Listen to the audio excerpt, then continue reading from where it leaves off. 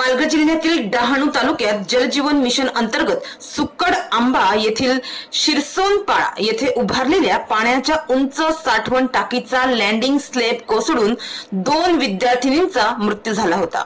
मात्र आता या प्रकरणात संबंधित ठेकेदार, प्रकल्प व्यवस्थापन सल्लागार व त्रयस्थ तांत्रिक परीक्षण संस्था यांच्या विरुद्ध कारवाई करण्यात आली आहे। या नळ पाणी योजनेतील 3ही टाक्यांचे संरचनात्मक लेखा परीक्षण केल्यानंतर त्यांचे बांधकाम हे निकृष्ट दर्जाचे असल्याचं आढळल्याने म्हणजे निष्पन्न झालंय। त्यामुळे या 3ही टाक्या पाडून आता पुन्हा या ठिकाणी नवीन टाक्या बांधण्याची शिफारिश करण्यात आली आहे।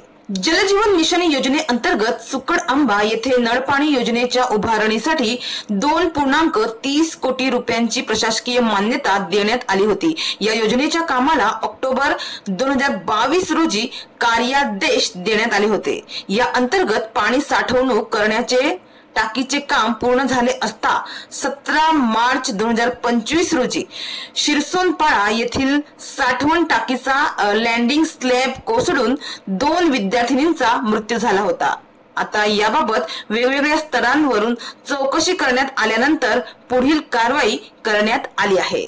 तर या दोन्ही विद्यार्थिनींच्या मृत्यूला जबाबदार असणाऱ्या या नळ पाणी योजनेतील 3ही टाक्यांचे संरचनात्मक लेखा परीक्षण केल्यानंतर त्यांचे बांधकाम निकृष्ट दर्जाचे असल्याचं आता निष्पन्न झालं आहे, म्हणजे स्पष्ट झालं आहे। त्यामुळे या 3ही टाक्या पाडून आता पुन्हा या ठिकाणी नवीन टाक्या बांधण्याची शिफारिश करण्यात आली आहे। तर या दुर्घटनेत मृत पावलेल्या 2 विद्यार्थिनींच्या कुटुंबाला प्रत्येकी 1.5 लाख रुपये इतके सानुग्रह अनुदान देण्याची तरतूद असून जिल्हाधिकारी यांच्या अध्यक्षतेखाली असलेल्या जिल्हास्तरीय समितीने या संदर्भातील प्रस्तावाला मार्च 2025 मध्ये मंजुरी दिली होती। तर मृत मुलींच्या कुटुंबियांना ही रक्कम 16 ऑगस्ट रोजी देण्यात आल्याची माहिती शिक्षण विभागाकडून प्राप्त झाली आहे।